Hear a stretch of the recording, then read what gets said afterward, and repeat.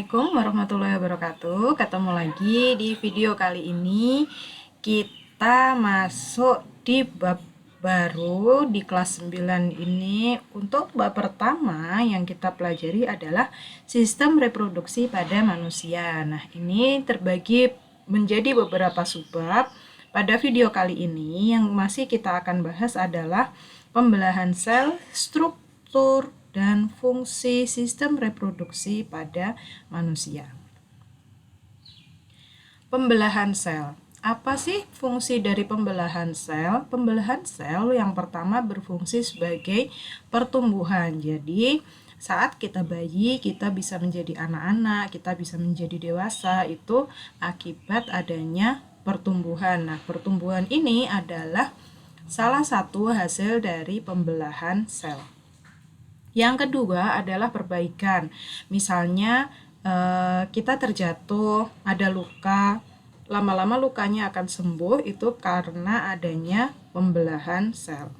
Dan yang terakhir adalah reproduksi, yaitu untuk melestarikan jenisnya, untuk berkembang biak, itu juga peran atau fungsi dari pembelahan sel itu sendiri. Nah, ternyata pembelahan sel itu dibagi menjadi dua. Yang pertama adalah pembelahan mitosis, yaitu pembelahan pada sel-sel tubuh atau yang sering disebut dengan sel somatis. Jadi saat tadi yang saya bilang kita tumbuh dari bayi, anak-anak sampai dewasa, terus kita terjatuh ataupun kuku kita menjadi panjang, itu adalah salah satu contoh dari pembelahan sel-sel tubuh yang disebut dengan pembelahan mitosis. Nah, pada pembelahan mitosis ini, pembelahan sel yang menghasilkan dua sel anakan yang mempunyai karakter sama dengan sel induk. Jadi persis sama dengan sel induk. Itu karakter dari pembelahan mitosis. Sedangkan yang kedua adalah pembelahan meiosis, yaitu pembelahan pada sel kelamin. Nah, pembelahan pada sel kelamin yang menghasilkan 4 sel anakan memiliki kromosom haploid dan berasal dari sel induk yang bersifat diploid atau 2N. Jadi kalau ini tadi mitosis dari diploid juga hasilnya akan menjadi diploid. Tapi untuk pembelahan sel kelamin menggunakan sistem pembelahan meiosis itu dari diploid menjadi haploid. Jadi yang pertama 2N menjadi N. Misalnya yang pertama 23 pasang kromosom. Nanti juga berarti ada 23 pasang. Kalau separohnya 2 pasang kan 46 kan. Nanti kromosom haploidnya 23.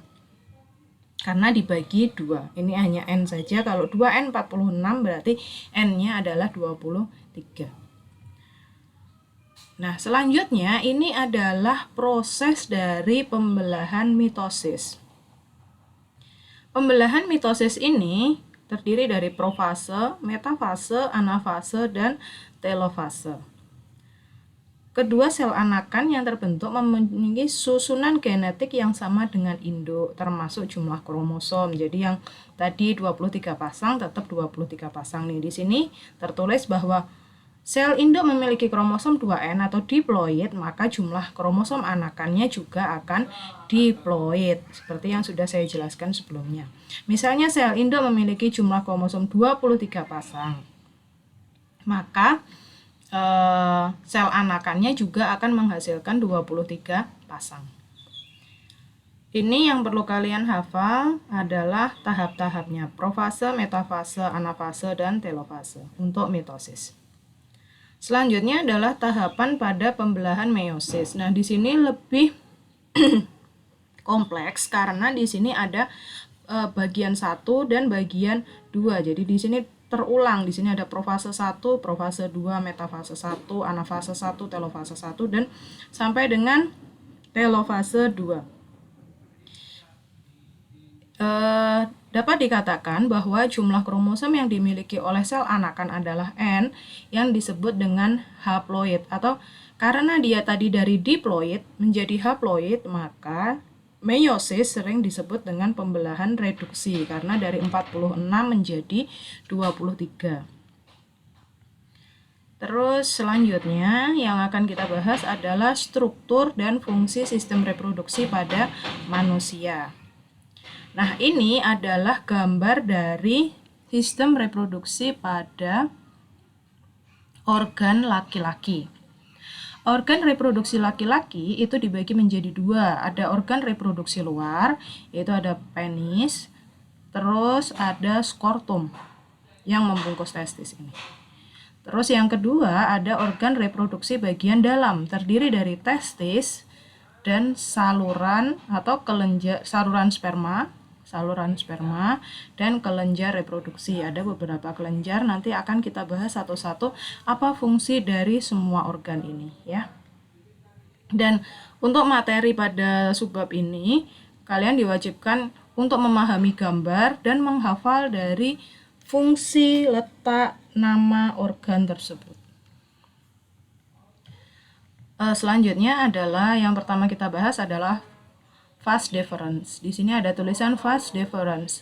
Vas deferens itu apa sih? Dia ternyata berupa saluran panjang yang mengarah ke atas dan merupakan lanjutan dari epididymis. Berfungsi menghubungkan epididymis dengan uretra. Jadi di sini kan ada epididymis.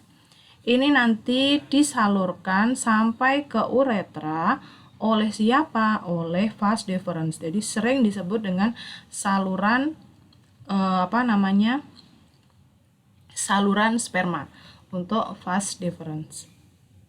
Menghubungkan antara epididymis dengan uretra. Hati-hati, fungsi itu sering sekali muncul. Terus yang kedua adalah uretra. Uretra di sini saluran yang terdapat dalam penis merupakan akhir dari saluran reproduksi. Fungsinya apa? Sebagai saluran sperma dan tempat keluarnya urin. Jadi urin kalian waktu sistem ekskresi kan juga kita mempelajari bahwa urin dikeluarkan melalui uretra. Ternyata pada organ reproduksi laki-laki sperma juga akan dikeluarkan melalui uretra yang berada di dalam penis. Itu fungsi dari uretra. Jadi berfungsi untuk tempat keluarnya sperma dan urin. Selanjutnya ada penis. Penis adalah bagian luar organ reproduksi laki-laki. Fungsinya apa? Sebagai saluran kencing dan saluran sperma. Dan juga di sini sering ada beberapa sumber buku yang ngomong sebagai membantu alat kopulasi atau berkembang biak. Terus selanjutnya ada bagian D, yaitu skrotum. Skrotum bagian seperti kantong yang di dalamnya terdapat testis. Nah, ini fungsinya apa? Menjaga suhu testis agar sesuai untuk memproduksi sperma. Jadi fungsi testis ini kan memproduksi sperma. Dia harus dilindungi oleh skrotum. Skrotum ini tugasnya untuk melindungi testis, menjaga suhu testis, karena kalau dia nggak dilindungi, otomatis sperma tidak akan terbentuk, ataupun terbentuk pun dia tidak akan sehat. Selanjutnya adalah testis. Di dalam skrotum ini tadi kan ada testis. Bagian yang berbentuk bulat, telur yang tersimpan di dalam skrotum berfungsi sebagai apa? Memproduksi sperma dan hormon testosteron. Jadi testis memproduksi sperma dan hormon testosteron. Hormon testosteron ini juga akan membantu pada menunjukkan ciri kelamin sekunder pada laki-laki. Jadi nanti pas dia sudah mulai puber itu dia mulai mengeluarkan hormon testosteron, sehingga nanti dia mulai suaranya menjadi ngebas ataupun dadanya menjadi lebih bidang seperti itu. Nanti akan kita bahas hormon-hormon pada video pembelajaran selanjutnya. Nah, selanjutnya adalah epididymis. Epididymis di sini adalah saluran yang keluar dari testis berbentuk seperti tanda koma dengan ukuran 4 cm. Nah, yang penting fungsinya ya sebagai tempat menyimpan sperma sementara. Jadi setelah di sini dibentuk di dalam testis, ternyata dia nggak langsung dikeluarkan lewat vas deferens menuju ke uretra, tetapi dia disimpan dulu, dimatangkan. Di mana? Di epididymis. Jadi epididymis adalah tempat penyimpanan sementara atau pematangan dari sperma. Selanjutnya ada kelenjar koper. Kelenjar koper terus berbentuk seperti kaca, terletak di bawah kelenjar prostat, berfungsi menghasilkan lendir yang bersifat basah. Selanjutnya ada kelenjar prostat, bagian yang berbentuk seperti kue donat, yang mana kelenjar prostat di sini yang terletak di bawah kantong kemih. Jadi ini ada kantong kemih untuk menampung urin, berfungsi menghasilkan cairan yang bersifat asam. Jadi tadi ada basa, ada asam biar saling menetralkan ya. Terus habis itu ada vesikula seminalis. Nah, di sini ada vesikula seminalis, bagian yang berbentuk seperti kantong kecil berukuran 5 cm, berfungsi menghasilkan zat-zat yang diperlukan untuk perkembangan sperma. Jadi ini istilah gampangnya adalah bertugas apa sih? Ngasih makan ke sperma gitu ya. Vesikula seminalis menyuplai makanan ke sperma yang diproduksi oleh testis. Jadi saya ulang bahwa sperma, hati-hati prosesnya juga harus dihafal ya. Sperma dihasilkan di mana? Dihasilkan di testis, kemudian dimatangkan di epididymis, terus disalurkan lewat skrotum menuju ke uretra. Lewat mana penyalurannya? Penyalurannya namanya lewat vas deferens. Dikeluarkan lewat uretra yang berada di dalam penis. Itu proses secara singkatnya. Selanjutnya adalah spermatogenesis. Kalau tadi kita cerita proses jalan-jalannya dari sperma, organ apa aja yang digunakan. Sekarang kita ngomong proses pembentukan sperma yang dinamakan spermatogenesis. Terjadi di mana? Terjadi di dalam testis. Nah, ini tadi hormon testosteron tadi memiliki banyak fungsi, mengatur perkembangan dan fungsi alat kelamin laki-laki serta mengatur perkembangan ciri kelamin sekunder tadi. Dan mulai aktif pada masa pubertas. Nah, di sini ini kalau testis dipotong melintang itu bentuknya seperti ini. Ini ada epididymis, terus irisan dari ini ada bagian tubulus seminiferus di iris. Ini yang perlu kalian pahami dan hafal itu di sininya. Yang pertama adalah spermatogonium. Di sini 2N, terus dia mengalami pembelahan mitosis. Karena mitosis berarti masih tetap hasilnya 2N, spermatosit primer. Setelah dia meiosis tadi kan hasilnya separuh, berarti yang awalnya dari 2N menjadi N. Menghasilkan apa? Spermatosit primer. Meiosis tadi ada meiosis 1, meiosis 2 ya. Nah, ini setelah meiosis 2 dia akan menjadi spermatid dan berubah atau berdiferensiasi menjadi spermatozoa yang bersifat haploid. Ini nanti yang akan membuahi sel telur. Jadi yang pertama bersifat spermatogonium yang bersifat 2N. Setelah melakukan pembelahan mitosis, meiosis 1, meiosis 2, dia akan menjadi sperma yang bersifat haploid. Nah, di sini untuk meiosis hanya terjadi pada pembelahan sel-sel untuk reproduksi. Nah, itu untuk organ perkembangbiakan pada laki-laki. Nah, ini adalah gambar dari organ perkembangbiakan perempuan. Nah, di sini yang tergambar di sini hanya organ bagian dalam. Jadi, ibu bentuknya nggak seperti ini. Bagian dalamnya akan seperti ini. Nah, organ reproduksi perempuan juga sama, dibagi menjadi bagian luar dan bagian dalam. Bagian luarnya tidak saya pampang di sini karena lebih sulit untuk diamati. Hanya perlu diketahui bahwa bagian luar ada vulva dan ada labium. Untuk keterangan lebih lanjut kalian bisa baca di bahan ajar, ada di buku paketnya. Terus yang kedua ada organ reproduksi bagian dalam. Terdiri dari ovarium. Di sini mana ada ovarium? Jadi ovarium itu ada 2 ya. Ada kanan dan kiri, dan saluran reproduksi. Yang mana dari B sampai ke F. Itu adalah saluran reproduksi yang akan kita bahas satu persatu. Nah, yang pertama adalah ovarium. Struktur berbentuk seperti telur, berjumlah 2 buah, 1, 2, terletak di samping kiri dan kanan, berfungsi menghasilkan sel telur. Hati-hati. Ovarium menghasilkan ovum atau sel telur, itu fungsinya. Gambarnya di sini ada 2 ovarium menghasilkan ovum ya. Sekali lagi saya ingatkan bahwa hafalkan tempat, nama, dan fungsi. Yang kedua adalah tuba Fallopi. Saluran panjang 10 cm kurang lebih menghubungkan ovarium dengan rahim. Jadi di sini menghubungkan ovarium dengan rahim. Ini rahim, ada rahim di sini. Ovarium dengan rahim dihubungkan oleh tuba falopi. Nanti akan kita bahas lebih lanjut fungsi tuba falopi masih ada lagi selain hanya menghubungkan ovarium dengan rahim, yaitu di sini akan terjadi tempat pembuahan atau fertilisasi atau sering disebut dengan tempat bertemunya sperma dengan sel telur untuk menghasilkan zigot. Itu terjadi di tuba falopi. Pertemuan selanjutnya akan kita bahas lagi untuk tentang fertilisasi.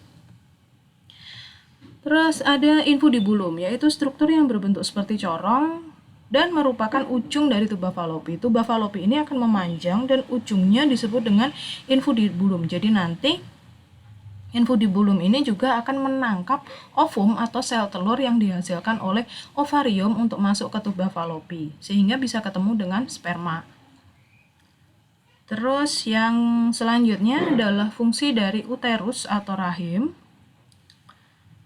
yaitu struktur seperti buah pir yang terbalik ya, tentunya seperti buah pir yang terbalik, berfungsi sebagai tempat berkembangnya janin selama kehamilan. Jadi seandainya terjadi di sini tadi ada fertilisasi, terbentuk zigot, dia akan berkembang di rahim untuk selanjutnya menjadi bayi kalau dia terjadi kehamilan. Organ selanjutnya adalah endometrium. Endometrium adalah lapisan yang membatasi rongga rahim dan meluruh saat menstruasi. Jadi endometrium ini, rahim ini terdiri dari beberapa dinding. Salah satunya dinding paling luarnya adalah endometrium yang akan meluruh setiap bulan dan akan luruhannya itu berupa menstruasi. Tapi saat terjadi kehamilan, tentunya endometrium ini tidak akan meluruh sehingga dia tidak akan menstruasi. Nanti kita bahas lagi lebih lanjut untuk tentang kehamilan di pertemuan selanjutnya.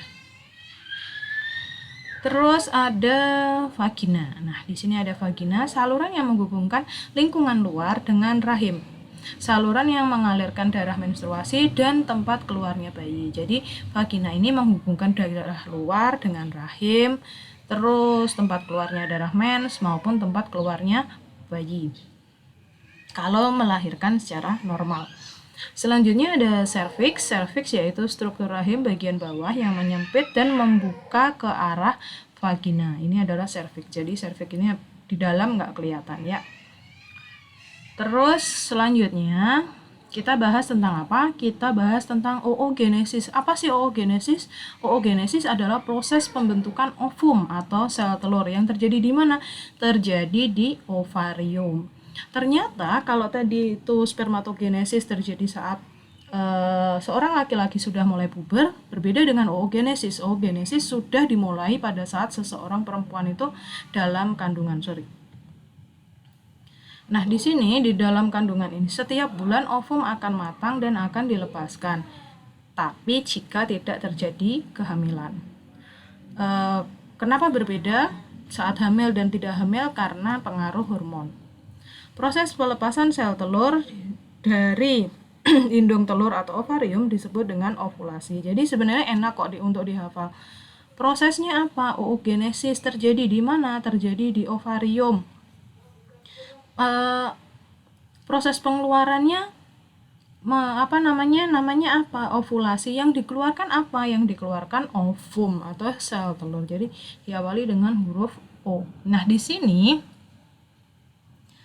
proses pembelahan sel dari dia itu oogonium sampai menjadi ovum atau sel telur, dari yang haploid 2N sampai menjadi yang diploid 2N sampai menjadi haploid N. Jadi tadi pada sperma itu N juga, pada ovum juga ada kan N, maka individu baru akan menghasilkan perpaduan dari ayah dan ibunya.